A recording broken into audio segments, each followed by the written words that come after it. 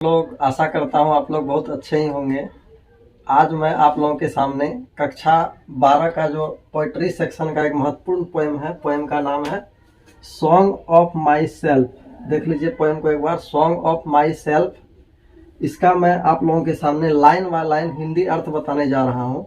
यदि आप कक्षा 12 के विद्यार्थी हैं या आपके परिवार में भी कोई 12 का विद्यार्थी है तो उन तक ये वीडियो ज़रूर पहुँचाइएगा। आइए देखते हैं इस वीडियो को। तो सबसे पहले दोस्तों chapter song of my self जो कि पोइट्री सेक्शन के दूसरे लेसन में है या कविता। पहले कविता शुरू करने से पहले कवि के बारे में कुछ जान लेते हैं, क्योंकि दोस्तों आजकल क्या होता है एग्जाम में जो है कवि के बारे में भी बहुत सारे प्रश्न पूछे जाते हैं ऑब्जेक्टिव प्रश्न में। तो सबसे पहले कवि के बारे में जानते हैं। कवि अबाउट पोएट, कवि के बारे में। कवि का नाम है दोस्तों वाल्ट विटमैन। जी हाँ, आप लोगों को याद रख लेना है। सॉन्ग ऑफ माई सेल्फ के जो कवि हैं, पोएट हैं, उनका नाम है वाल्ट विटमैन नाम है। उनका जन्म की बात करें तो उनका जन्म 1819 अमेरिका 1819 एट अमेरिका में उनका जन्म हुआ था। He worked as carpenter before his 12th birthday. यानी कवि जो थे ना वह अपने 12वां बर्थडे से पहले यानी लगभग 12 साल की आयु तक वे कारपेंटर के रूप में काम किए थे, यानी बराही के रूप में वे कार्य किए थे। आगे he also worked as printer, teacher and editor. इसके अलावा कारपेंटर के अलावा वह और भी कुछ कार्य किए थे, जैसे प्रिंटर में कार्य किए थे, छपाई का कार्य करते थे। एज अ टीचर शिक्षक भी रहे थे। एडिटर एक संपादक के रूप में भी उन्होंने कार्य किया है। आगे देखते हैं he worked as volunteer during the civil war. यानी अमेरिका में जब सिविल वार चल रहा था उस समय वह वॉलंटियर का भी कार्य किया था। वॉलंटियर क्या है दोस्तों? तो वॉलंटियर वैसे लोगों को कहते हैं जो बिना किसी रुपये पैसे का दूसरों को मदद करता है, उसको हम क्या कहते हैं? वॉलंटियर कहते हैं। तो कवि जो वाल्ट विटमैन है वे वॉलंटियर के रूप में भी कुछ दिन कार्य किए थे। आगे उनका his important works include lips of grass 1855, इसके अलावा एंड ड्रम टैप्स 1866। ये क्या है? तो इतने सारे कार्य करने के अलावा उनका जो सबसे एक महत्वपूर्ण कार्य था वो सबसे ज्यादा जो देखा गया है, हिज इम्पोर्टेंट वर्क्स इंक्लूड, सबसे महत्वपूर्ण कार्य था उनका लेखन करना lips of grass. Lips of grass क्या है? यह एक उनके द्वारा लिखी गई सभी कविताओं का एक संग्रह है, एक बुक है कहा जाए। तो उसका जो इंक्लूडिंग था, उनका जो रचना था उनका सभी कार्यों में से प्रमुख था। इसके अलावा और भी उनका एक रचना है ड्रम टेप्स जो कि आया था 1866 में, वो भी उनका प्रमुख रचना था। इस प्रकार दोस्तों मैंने कवि के बारे में एक छोटा सा परिचय आप लोगों के सामने दिया। अब देखते हैं पोएम को। पोएम का अर्थ मैं लाइन बाय लाइन बताने जा रहा हूँ, बने रहिए आप लोग इस वीडियो में। सबसे पहले लिखा हुआ I celebrate myself and sing myself and what I assume you shall assume. देखते रहिए आप लोग।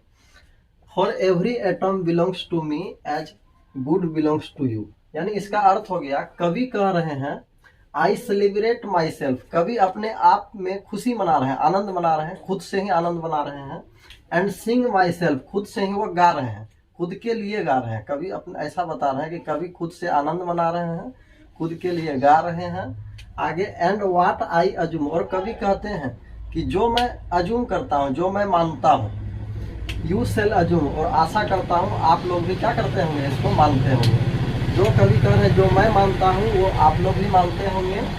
For every atom belongs to me as good belongs to you. यहाँ पे कवि समझाने का यह प्रयास कर रहे हैं कि जिस कण से वे बने हुए हैं, जो कण, जो भी अणु परमाणु उन पे बिलोंग्स करता है, उनके पास वास करता है उनके शरीर में, और वही चीज क्या होता है, वही चीज आप लोगों के पास भी बिलोंग्स करता है। अच्छी तरह से सेम चीज वही जो कवि के पास बिलोंग्स करता है वही चीज आप लोगों के पास बिलोंग्स करता है, ऐसा कवि समझा रहे हैं। आगे I love and invite myself, I lean and love at my ease observing a sphere of summer grass. यहाँ पे कवि क्या कह रहे हैं कि I love and invite my soul. यहाँ पे कवि कह रहे हैं कि मैं इधर उधर भ्रमण कर रहा हूँ। लव का अर्थ होता है भ्रमण करना या भटकना। तो मैं भ्रमण करता हूँ और इनवाइट माई सोल, और मैं अपने आत्मा को, सोल मतलब आत्मा, मैं अपने आत्मा को इनवाइट करता हूँ, आमंत्रित करता हूँ। I lean and love at my ease observing a sphere of summer grass. I lean and love, I lean and loaf my ease observing a sphere of summer grass, यानी मैं आराम करता हूँ, लीन मतलब आराम करना, मैं आराम करता हूँ, एंड लोफ मैं भ्रमण भी करता हूँ, at my is observing of sphere of summer grass. Sphere क्या हुआ पहले इसको देख लीजिए। स्फीयर होता है नुकीली चीज को स्फीयर बोलते हैं।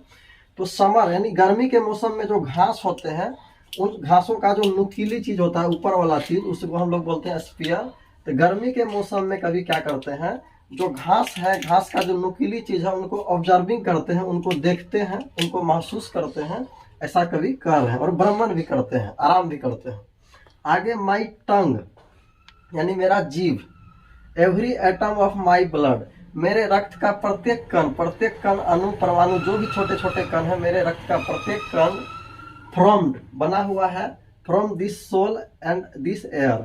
यहाँ पे कवि समझाने का प्रयास कर रहे हैं कि मेरा जीव, माई टंग यानी मेरा जीव, every atom of my blood, मेरे रक्त का प्रत्येक कण बना हुआ है, फ्रॉम दिस सोल यानी इस मिट्टी से और इस हवा से। इस मिट्टी यानी कवि जहाँ जन्मे हैं, अमेरिका की मिट्टी और अमेरिका की हवा से कवि कह रहे हैं कि मेरा जीव बना हुआ है, मेरे रक्त का एक एक कतरा, एक एक कण इसी मिट्टी से बना हुआ है। आगे बोर्न हियर ऑफ पेरेंट्स, और मेरे पिताजी जिनका जन्म यहीं हुआ है, इसी अमेरिका की मिट्टी में हुआ है, उनके साथ भी यही है, उनका भी प्रत्येक रक्त का कतरा और प्रत्येक जीव सब चीज यहीं बना हुआ है। आगे बोर्न हियर फ्रॉम पेरेंट्स, और मेरे पिताजी के जो उनके माता पिता हैं, उनके माता पिता का भी सेम ऐसा ही कंडीशन है, उनका भी सब कुछ अमेरिका की मिट्टी, अमेरिका के हवा में बना हुआ है। एंड सेम देयर पेरेंट्स, और उनके माता पिता का भी सेम यही स्थिति है, उनका भी सारा कुछ शरीर का कहाँ पे बना है, तो अमेरिका की मिट्टी और अमेरिका के हवा से बना है। यानी कहने का मतलब कवि ये समझा रहे हैं कि कवि जो बने हैं, कभी जो यहाँ पे जन्म लिए हैं अमेरिका की मिट्टी और अमेरिका की हवा में, तो वे कह रहे हैं सारा का सारा उन्हीं के अंदर वास हो गया है। उनके माता पिता जो पेरेंट्स है वो भी जन्म लिए हैं अमेरिका में, उनके साथ भी क्या हुआ है, रक्त का प्रत्येक कण अमेरिकी हवा से बना है, वहाँ की मिट्टी से बना है, और उनके जो माता पिता है उनके साथ भी यही श्रृंखला चलता रहता है। आइए देखते हैं आगे। I now 37 years old, in perfect health begin, perfect health begin. यहाँ पे कवि कह रहे हैं अब मैं 37 ईयर्स का हूँ, मैं 37 साल का हूँ, और इस उम्र में मेरा जो स्वास्थ्य है वह परफेक्ट है, बहुत ही अच्छा है, मेरा स्वास्थ्य बहुत ही अच्छा है। होपिंग टू केस, और मैं आशा करता हूँ नॉट टिल डेथ, कि मेरा स्वास्थ्य जो है ना मृत्यु तक ऐसे ही रहे, बिगड़े नहीं, खराब नहीं हो, ये कवि कह रहे हैं।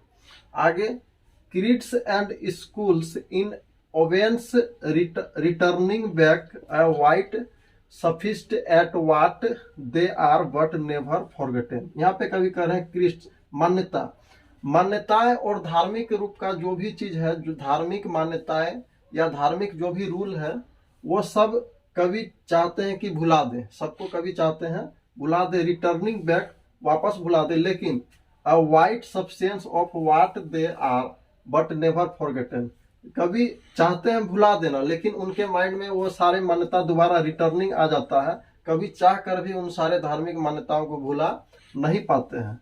अब आगे लिखा हुआ आई हार्बर फॉर गुड और बैड, कभी विश्वास करते हैं, सभी अच्छाई और बुराई में के लिए क्या करते हैं, अच्छाई और बुराई में विश्वास करते हैं। And I permit to speak at every hazard, वे क्या कहते हैं, हजार मतलब होता है खतरा, वे सभी खतरों में, वे सभी प्रकार के खतरों में क्या होते हैं, बोलने से नहीं घबराते हैं, वे सभी प्रकार के खतरों में बोलते हैं।